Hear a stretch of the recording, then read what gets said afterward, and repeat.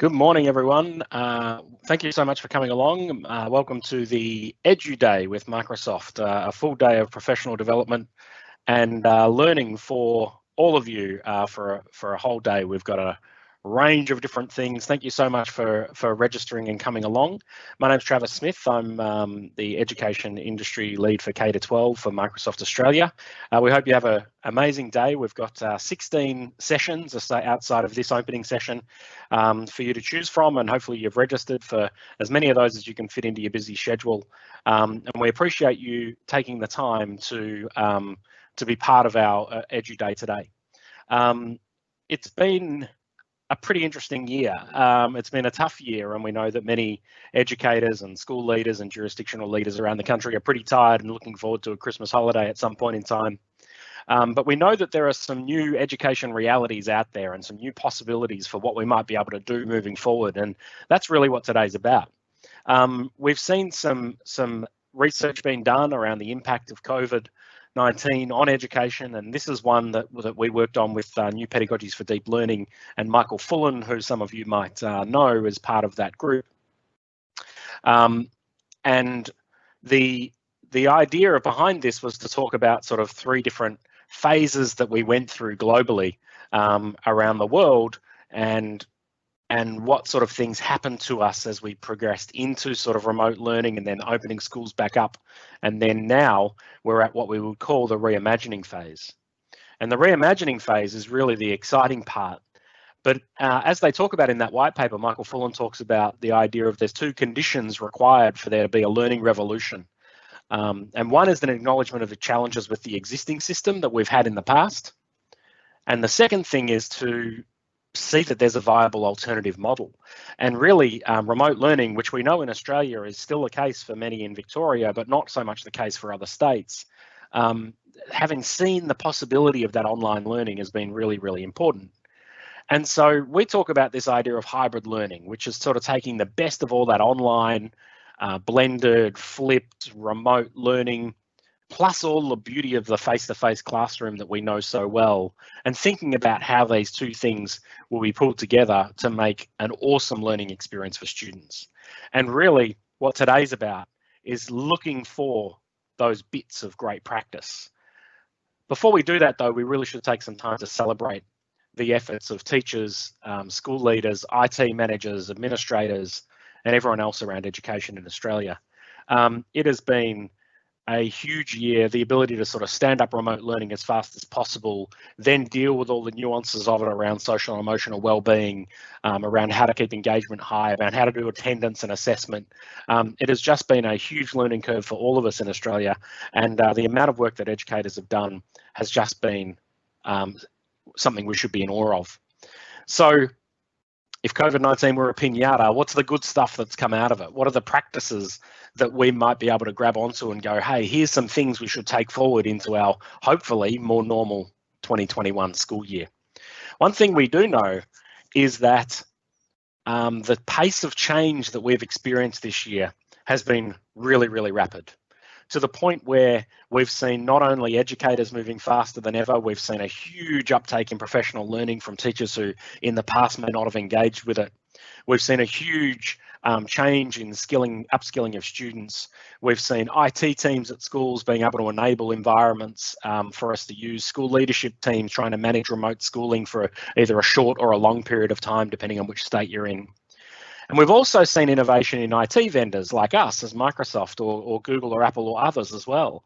The speed at which products have been iterating in this last sort of 8-9 months has been probably faster than ever before. And so that's the reason that we've invited a colleague of ours from the US who you may or may not be familiar with by the name of Mike Tholfsen to speak with us this morning.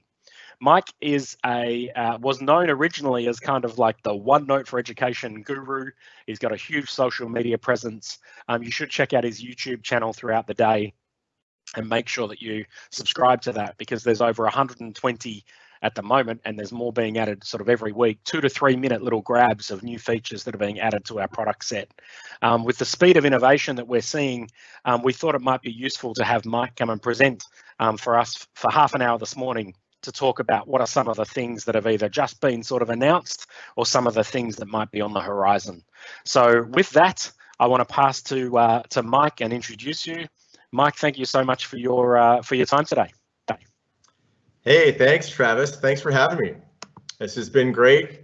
Nice joining everyone virtually. It's a little later in the day here and it's earlier there, the glories of Australia. So I work on the Microsoft education team, as Travis said, and I do a lot of the work around the products that we work on in education. And today what I'm going to do is talk a little bit at a high level about what we're seeing and hearing, and then also showing some of the latest updates in Microsoft education products. A little bit of what's new in EDU.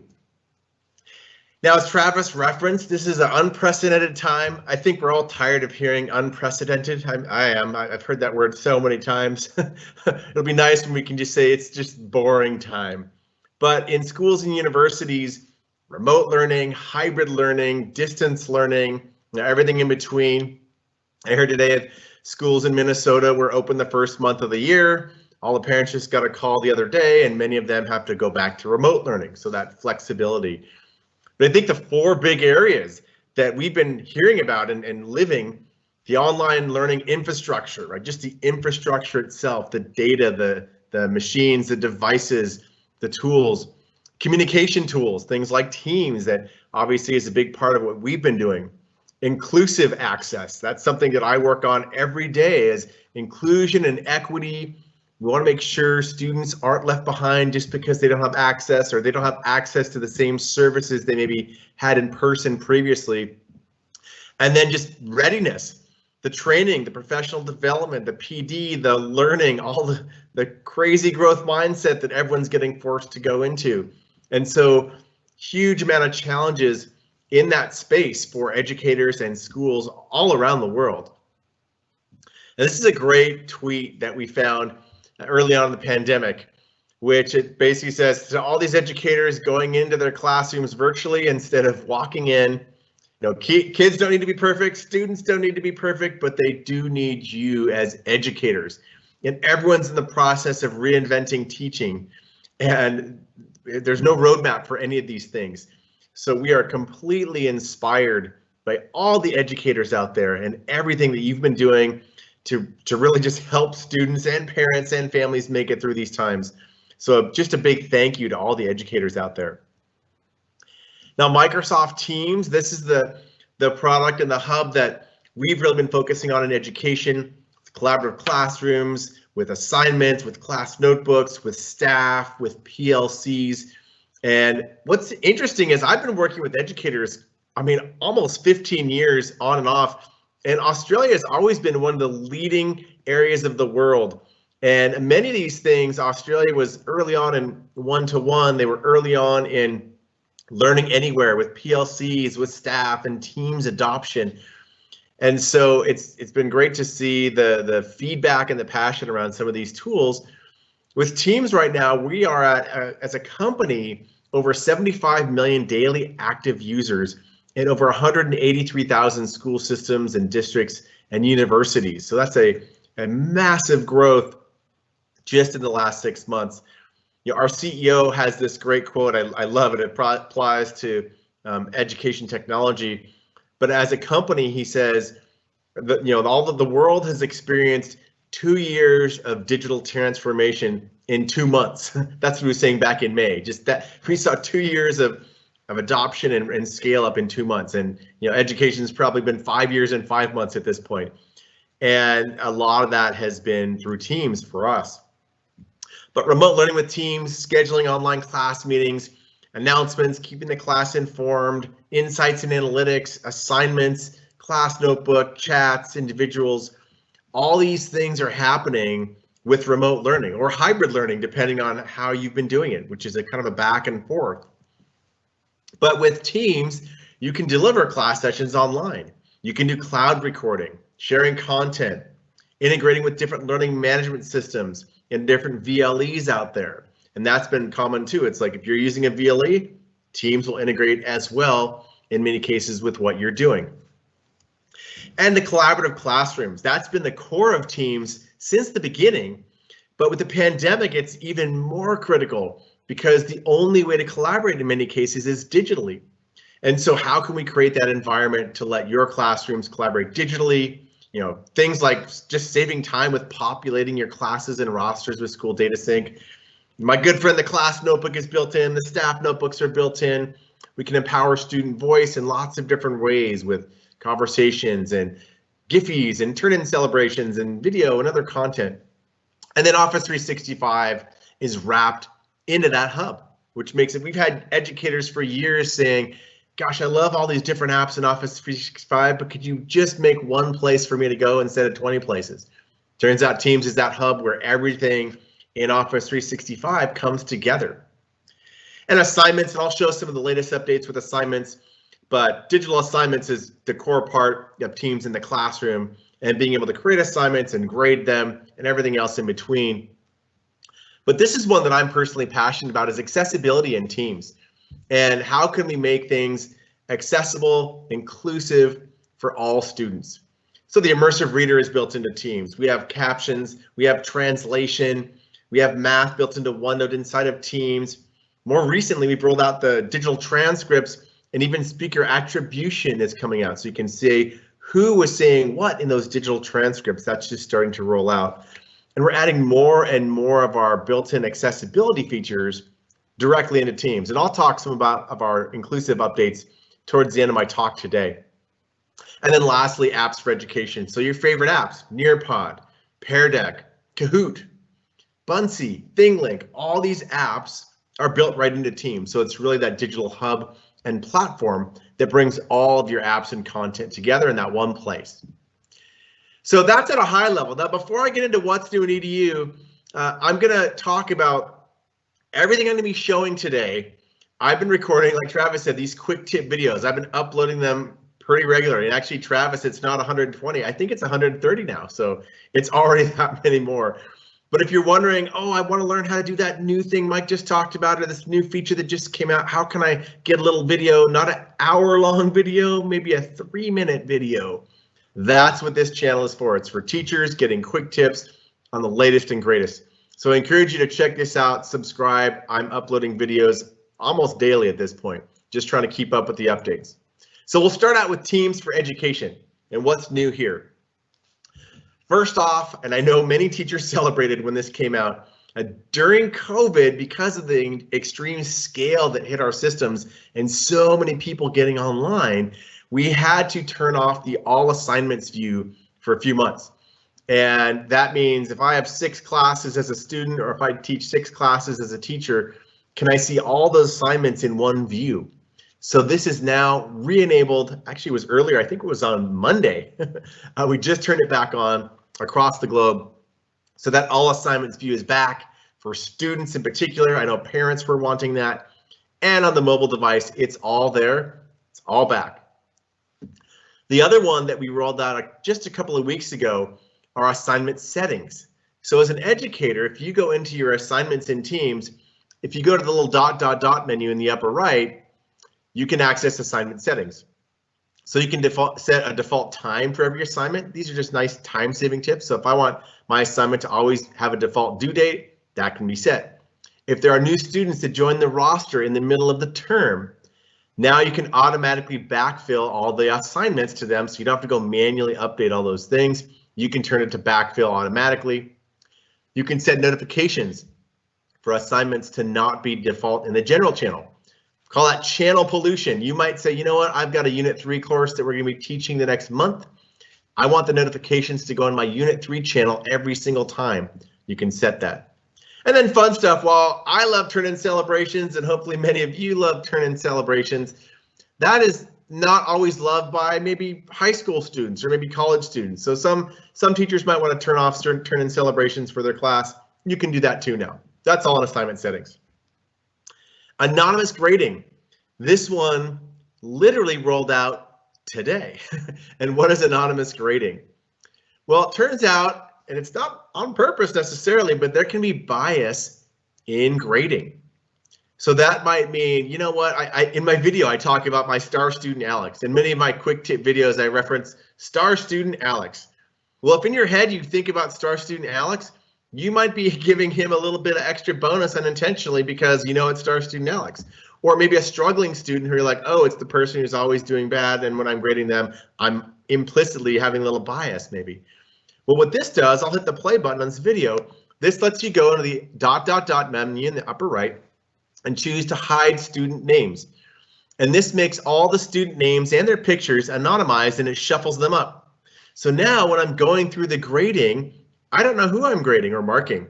I just can go through and without any bias, mark up that student work. And I can go back to the ... and turn that back on.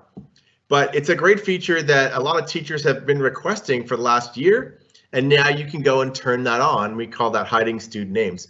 So this anonymous grading just rolled out. I think it went fully global today. So check that one out. That's on the playlist as well. So this is a great quote from teachers using assignments. In the 16 years of teaching, I've never been able to evaluate and return student work submissions as fast as I can now with Microsoft Teams.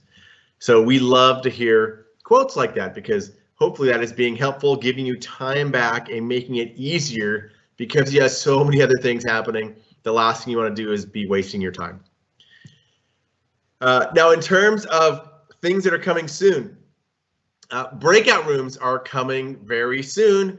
Not quite yet. You have to hang tight for probably another, I'm going to say 3+ weeks. It's in private preview, so if you're in the TAP program, you're getting to test breakout rooms a bit more.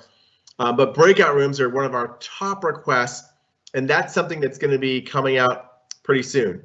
So if you stick with it for a few more weeks, you will be getting access to breakout rooms. And I've been using them internally. They are quite slick. You can break out the different rooms. You get all the meeting features. You get together mode, recording of meetings, whiteboards, transcriptions, all those things built into breakout rooms. So stay tuned. That will be coming soon. Another one that just finished rolling out, I think last week, is Spotlight. So I'll show the video here. So Spotlight allows me as an educator to highlight a certain person, either a student or a teacher. So here I click Spotlight, and you're going to see this student is now pinned there. It's pinned it for everyone to spotlight that person. As a teacher, I can spotlight myself as well. Now in this case, you can see the icon shows that the spotlight icon is right there next to the student. I can stop the spotlight if I go back up to the top and hit stop spotlighting. It'll go back to the regular view. So Spotlight's been a top request that has just finished rolling out recently. So that makes meetings more effective. When you're using them in the class, you can spotlight the teacher or spotlight a particular student. Another one that is, I think, rolling out right now, it's in the process, so if you don't have it yet, you'll have it any day, is the ability to stop attendees of your meeting from unmuting. So the case is, in this case, I've muted all my students. Maybe I'm going to be presenting or doing something. And what happens is they unmute themselves. So I say, don't allow attendees to unmute. So this force disables all the microphones. So I say, hey, don't allow them to unmute. And you look on the right-hand side, all those microphones are grayed out now. So if I want to go and start presenting something, like presenting a PowerPoint solar system deck, I go in here and they cannot unmute themselves. They can raise their hand and ask to get unmute, but they can't do it on their own. So that's been a top request from teachers, especially where, you know, Mr. Adam Short Shorts down there, he's always wanting, he's like roller skating, riding his bike. He wants to unmute. Well, he can't, and until you let him. So that one is just in the process of rolling out right now. The other one that just has finished rolling out is focus mode. I think it rolled out last week. So this is for students maybe with ADHD or students that might get distracted. The ability to make all the videos along the bottom go away. So I drop the ... and choose focus mode. And it only enables when someone's sharing content, but I choose this and you're going to see, whoop, the video's disappeared. So I just am focusing on that content now. So it's a small feature, but it's a really nice one in terms of that ability to focus. Another one is Whiteboard in Teams meetings. And in particular, the feature that just rolled out is the teacher here can turn this switch on to disable the whiteboard so it's not a free-for-all. So that's been a top request. I'm in a Teams meeting, I'm doing a whiteboard, maybe I'm brainstorming, but I can turn on the ability to have that whiteboard be read-only or everyone can collaborate. So that just finished rolling out last week.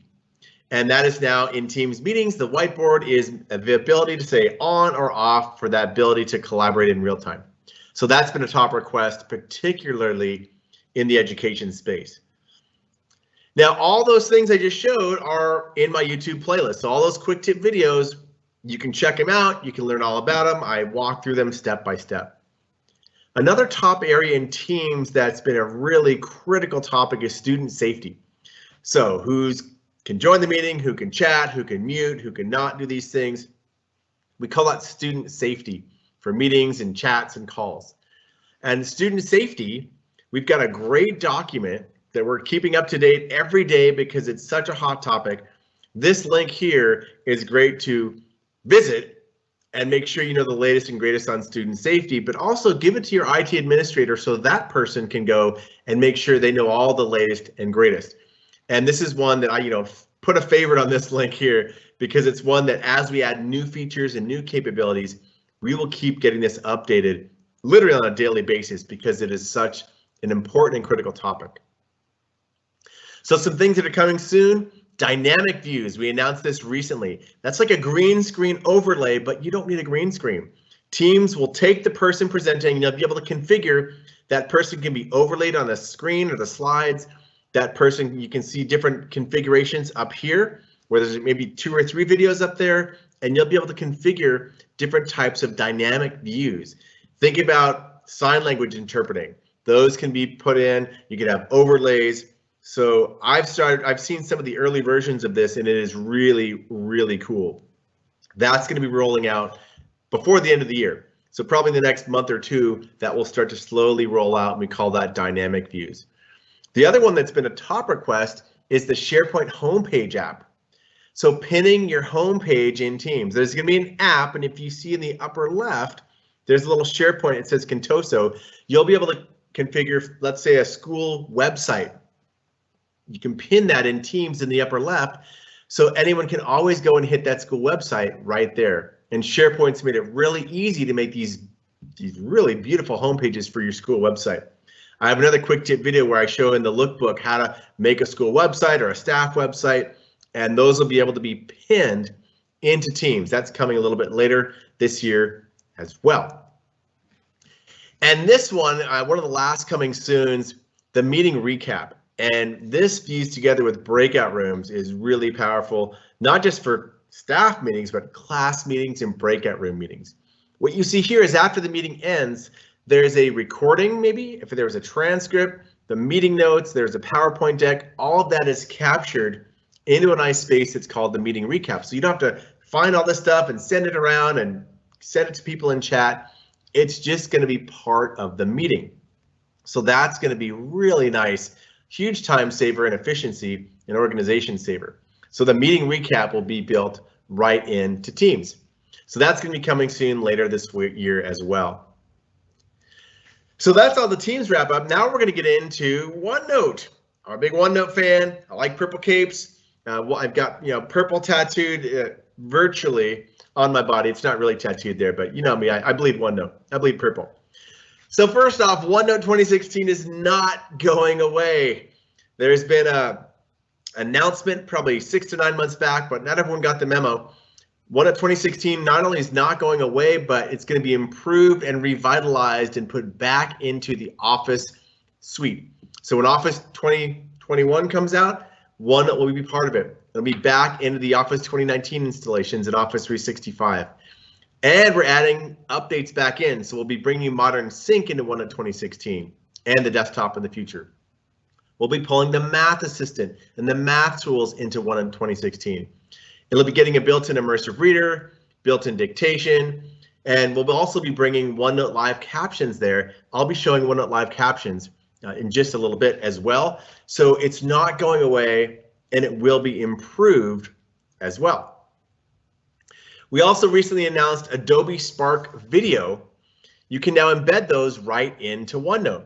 So Adobe Spark is very popular with video. You can embed the video in there and also Adobe Spark Pages. That rolled out about a month ago, so that is active today. You can try it out, just paste a video link and it'll work there right inside of OneNote. OneNote Live Captions. this is one of my personal favorites because I've been working on it myself and I've been working with the team. Came from a hackathon. The challenge that this is trying to solve is, let's say I'm a student who's deaf and hard of hearing. Let's say I'm a student who doesn't speak the native language. Let's say I'm a student that is dyslexic, or I'm a student with ADHD, getting information overload. It's hard for me to keep track of all the information flowing in while I'm trying to take notes. So the way this works is we've used Microsoft Translator together with OneNote, and we call this OneNote Live Captions. And the way it works is, imagine I'm a teacher and I've started a Microsoft Translator session, and Microsoft Translator is free. It's on iPhone, it's on Android, it's in the web, and I can start a session, and that generates a join code.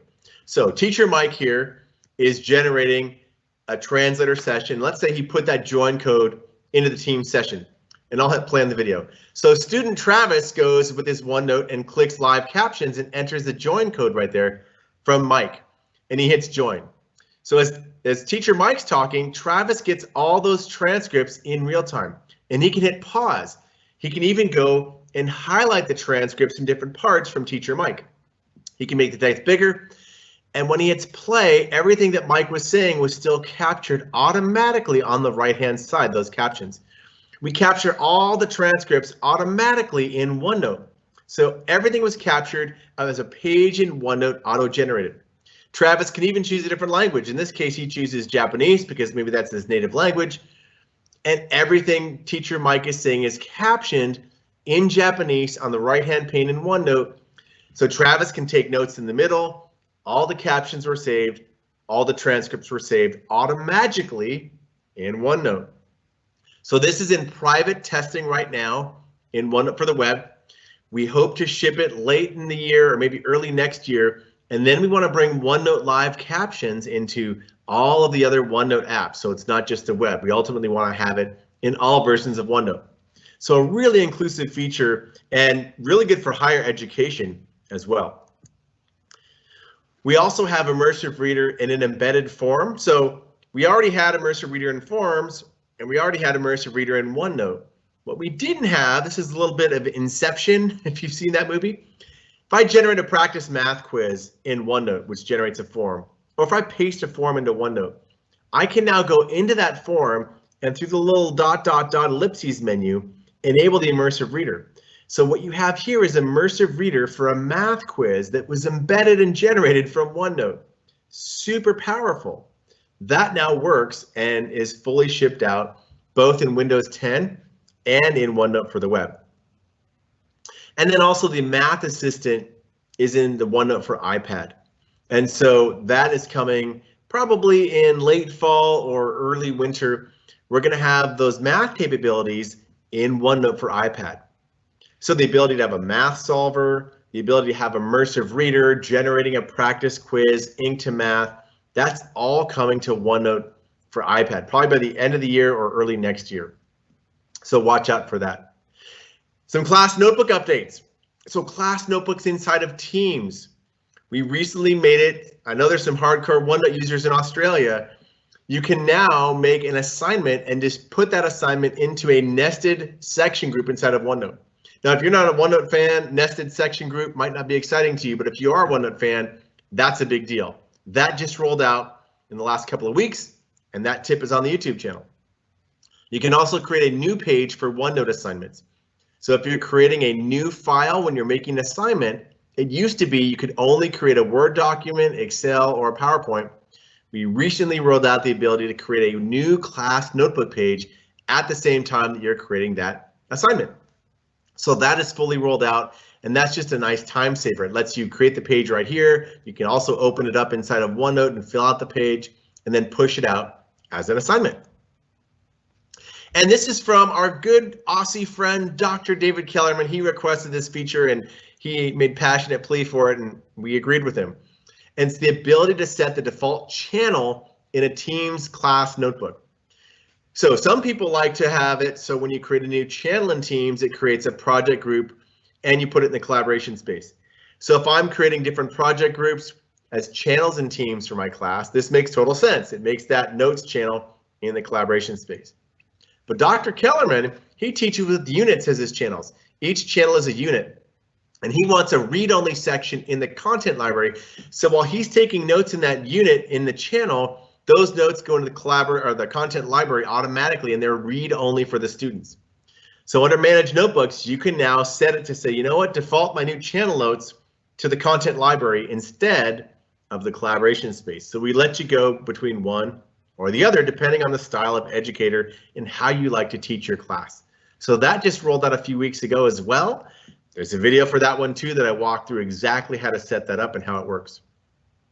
And then lastly, we have a better first run channel notes in Teams. So it used to be you'd create a new channel and you'd go to notes and it'd just be an empty OneNote section and you weren't sure like where did that come from or where does it go? Well, now we have a little first run experience that shows you exactly where it's going to go and how it works. So this is also rolled out. It's more helpful for teachers and also more helpful for students. Last up, we're going to go to the inclusive classroom. One of my personal favorites around accessibility and inclusion during remote learning. We've got a lot of new updates here in terms of all the capabilities we have for our inclusive classroom. I'm not going to cover all of them today, but this deck is available and you can drill in and learn about all these different built-in, mainstream, non-stigmatizing, and free solutions that we have. During distance learning, it's even more critical to really take advantage of the things that your students could be using right now. In the inclusive classroom, when I talk about that, we talk about the different Microsoft learning tools, tools for reading, tools for writing, tools for math, and then communication. And I'll show some of the latest updates. One is just a website that if you're not familiar with this website, the MEC accessibility site, it's incredible. It's designed for special education and remote learning and accessibility tools. We have all of our solutions wrapped up and sort of packaged in a way that's designed for accessibility during remote learning. And it is so useful. You can go as wide as you want or as deep as you want. You have things around vision, deaf and hard of hearing, reading and writing, things around executive functioning, mobility impairments. They're all covered in this accessibility site. It's one of my very favorites. If you haven't gone to it, highly recommend it. Share it with other educators and share it with parents. And this is all in the deck. I'll have the deck link at the end. But the Immersive Reader is now available as a third-party app. So if other groups and companies and sites can integrate it themselves, it's outside and beyond just Microsoft apps. So here's a sampling of all the different places that have integrated the Immersive Reader. Code.org, Wonderopolis, Nearpod, Pear Deck, Canvas, ThingLink, Wakelet. Many of your favorite EdTech apps have already integrated it, and others can integrate it too. So tell your favorite EdTech app or publisher they want if you want the Immersive Reader integrated, it's a great time to tell them. Here's an example. Code.org recently launched Immersive Reader integration. You can see they launched Immersive Reader, and now you've got loops. Right here in the Immersive Reader, I can read that out loud. I can translate to over 70 languages, including Maori, and this is already out today. We announced that Outlook Desktop is going to be, I think, this month rolling the Immersive Reader out, so people at home reading emails get the benefit of Immersive Reader right there in their Outlook. We've even integrated this into Math Solver. Math Solver is a free app. I take a picture of a math problem, I use OCR, it solves it, and I can see the steps and then launch the Immersive Reader on that math problem. So take a photo of a math problem, it converts it to a math, solves it, helps you with the steps, and it runs the full Immersive Reader. I mean, if that isn't a beautiful version of technology, I don't know what is, because any student at home can use this right now. It's the free Math Solver app. It's on iOS or Android. I just translated that story problem into Spanish, and I'm reading it out loud. It's pretty slick. And that's out right now today. We just announced yesterday that Immersive Reader is coming to PowerPoint. So here's an example of any slide. I'll be able to select text and choose the Immersive Reader from it. We just announced yesterday that'll be rolling out late this year. And we also announced Immersive Reader is coming to OneDrive. So I'll be able to select any document or text file in OneDrive, hit open, and then open an Immersive Reader. And the rest, our good friend the Immersive Reader. So we're really trying to bring Immersive Reader to as many apps and as many platforms as possible. One of the last things I'll show is already rolled out, but not everyone knows about it. It's PowerPoint Live. And this is fusing Translator with PowerPoint. The ability is you can start PowerPoint Live with a multinational audience or people who don't speak the same language as the person talking, and they can join their device. You see a browser here, a phone, or a desktop or iPad. So I'm going to show this video. So here I'm in PowerPoint Web. This is already there, and I hit PowerPoint Live, and what it's going to do is generate a join code so everyone in the audience can take their device and join into PowerPoint Live. So it generates a join code on the screen just like this. Anyone can hold their device up or get a join code. You can see the join code in the upper right, and they'll join their device. So as I am talking as the presenter, it's going to caption in their phone in the language that they choose. And what you're going to see here is you'll see a mobile phone in a second, and it will allow them to choose their language. So if I'm presenting this solar system presentation here, and someone else joins on their phone right here, you see the little presentation right there, and they're going to choose their language. In this case, they chose Arabic, so they can get the captions in Arabic as I'm talking in English. And we support 67 languages. If I choose Chinese, it'll caption in Chinese. And the slide moves as the presenter moves their slide. So what does this look like when there's multiple languages? Well, here's an example. You have iPhone in English, you have a browser in Chinese, and an iPad in Spanish, all in real time. It's incredible. So deaf and hard of hearing, different languages. This is all part of PowerPoint Web right now today. And I've got a full demo again in my quick tip videos. You can see all of these things happening and show exactly how to use them. You can engage parents, you can engage students, you can engage deaf and hard of hearing, all sorts of folks. So to wrap up, if you haven't seen the interactive guides, you might say, wow, there's so much here, Mike. I can never remember how to use it or do it. We have interactive guides. You can share these with parents. They click through step by step. It's like you're using the actual software for all these capabilities: reading, writing, math, and communication. So if you haven't ever seen these, highly encourage you to check them out. The other one that I mentioned, my YouTube channel. I have all these inclusive videos. I have the Teams videos. I have OneNote videos, and I'm uploading more and more every day. So definitely go and subscribe to that and get the latest to keep up. And then there's some other great resources. We have our Teams pages. We've got OneNote pages. We have Immersive Reader pages in the educator community and in Wakelet. And what's nice is you don't have to remember each and every one of these links because this is the one that you want to get a hold of. So Australian EduDays, and there's a QR code here. Feel free to mail me. Feel free to ping me on Twitter. For those of you that know me, I'm active on Twitter, so I'm happy to answer questions, and I'll put out the latest updates on Twitter. And Travis, at this point, I think I will hand it back to you. I'll try to take a peek into the chat and the Q&A to answer any questions, but hopefully people got a sense of all the great things we have coming out to help you and your students. So thanks a lot for having me. Mike, thank you so much.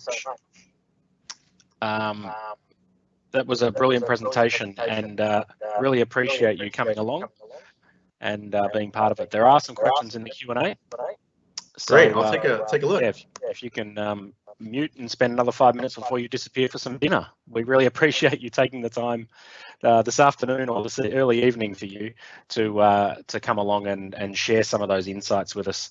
And I think there's so much great stuff going on around Immersive Reader and around other things. And in Australia here, we support an organisation called Code Red, who do a lot of great work with parents and parent communities and teachers and students who have dyslexia. But the beautiful thing about the Immersive Reader stuff that you're talking about and that you keep championing within Microsoft is that you're not just dyslexic when you're necessarily just at school. So having those across the whole suite and the whole stack is something really, really important and something that we're really, really passionate about. So appreciate you coming along. Thank you so much for sharing. And the couple of questions in there around African languages being supported too, because that's certainly an emerging area for us here in Australia. So thanks again to you, Mike. Thank you, Travis. Thanks, everyone. So today, let's just finish this session by talking a little bit about some logistics for today. Not only have we had Mike here, which has been absolutely fantastic, but all of the people that you can see on the screen here are what we call Microsoft Innovative Educator Experts, MIEs, or other awesome teachers from around the country who really are the ones driving majority of the presentations today.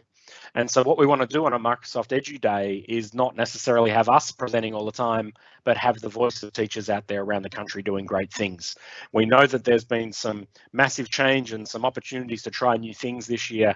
And really, we're looking at what are the great practices, what are the bits and pieces that have been learned or that these teachers have been doing in their classrooms, both primary, secondary and tertiary, over the course of this quite challenging year. So a big shout out to everyone who's named on that screen, and hopefully I haven't forgotten anyone. If I have, I owe you a prize. But thank you so much for being willing to share as a presenter, because it's great for others to see inside your classrooms and get a snapshot. To that point, we know you've only registered for probably 4 events throughout the day if you could afford that much time, but there's 16 sessions. And so at the end of our event, we will send you an email, a follow-up email, which will have a link to this YouTube channel amongst other things. And that's where all of the session videos that will be. So just be aware that every session you go into will be recorded today. And they will be available for those of you who went, oh, I went to that session, but I would have loved to see that session too. Or you might want to watch all of them over the course of the next 6 months or something. So how is today going to run? You will have registered for certain. You're obviously in the first one right now, but you will have registered for other events. So you might have registered for this one here, and then this one here, and this one here, and this one here. And so you will have received an email which actually has the links to where those sessions are. If you can't find those emails, or if you want to do this a different way, then you can type this into a browser. And what this will show you is an interactive agenda for today, which every one of those hyperlinks will take you to the right session. So if you're an attendee, go to aka.ms/EduDay agenda, and you can then go to the ones that you registered for. In fact, they're all live. So if you decided that you registered for one and you thought, oh, I really should have registered for that other one in a certain time slot, then by all means just jump into the other one instead. So this is the agenda. You will have received emails as well, so that you might already have them in your calendar, which is absolutely fine. They're the same links. But if you want to open this up as a PDF file with interactive links, then you can. One thing I will tell you though, you'll notice that our final sessions finish at 3:45 today. We did have scheduled a sort of session that was going to be a closing down the bottom. We are not running a final session. So we're not going to bring everyone back together and do a sort of wrap up for the day. So that's why I'm doing the thank yous for the presenters now. I'm telling you that we'll send out something at the end of the day, because we know it's Friday afternoon. It's quite late Friday afternoon in some states, and it's time for you to switch off and hopefully have a great weekend. So we won't be bringing everyone back together. We'll have all of our different time slots. You'll notice that they finish at 1/4 and the next sessions will start on the hour. So no final session for you to come back to today. You just jump between them, and that's the link to the agenda if you need it. One final thing to talk about in terms of some logistics. When you click a link, you will have seen this already. You will see this screen here that says this live event hasn't started, and you are in the right place, and they will go live at the top of the hour. So if you're in there 5 minutes early, you got your cup of coffee quicker than you thought, and you're in there and you see this live event hasn't started, you're in the right place. Just hang around, and that will start at the top of the hour and will go live at that time. We would love you to be involved, as some people have been already, in our Q&A section throughout these sessions. So jump in the Q&A and ask some questions, give some positive feedback, expand on the presenters' ideas. Oh, I tried that in my classroom and this is fantastic, and I find that I manage it this way. And hopefully the presenters might have 5 minutes or so to read through that Q&A at the end and be able to answer some questions verbally for you. Otherwise, they might be able to type into the chat and answer your questions on the fly. There'll also be a moderator in there from Microsoft, so they might be able to answer some of your questions too. So there's no closing session for today, so you've just got your 4 45-minute sessions that you can attend, any of those 16, but the ones you registered for, you will have an email for, or you can use that interactive agenda. At the end of the session, so probably early next week, we will send you an email which will say thank you very much for attending. It will also have a link to the YouTube channel, which I put up before. The YouTube channel will have all of the recordings for all the 16 sessions. We will ask you for some feedback about the day so that we can make it even better for you next time. And it'll also have some resources and links. So with that, it's 11:45 in East Coast time, or Melbourne and Sydney time. So what we're going to do now is we're going to finish this session, which means that you can leave this session, you can hang up, go to the agenda, and then at the top of the hour, you will be able to join your first session. So with that, we hope you have a wonderful day. I'll just check whether I've missed anything. Hope you have a wonderful day, and we look forward to seeing you in the sessions for some conversation. Don't forget to hit us up on social there at hashtag EduDay and at MSAU.edu, which is Microsoft Australia's EDU handle. So we look forward to some conversations on social and some great workshops throughout the day. So with that, we'll see you in the first workshops in about 15 minutes. Thanks, everyone.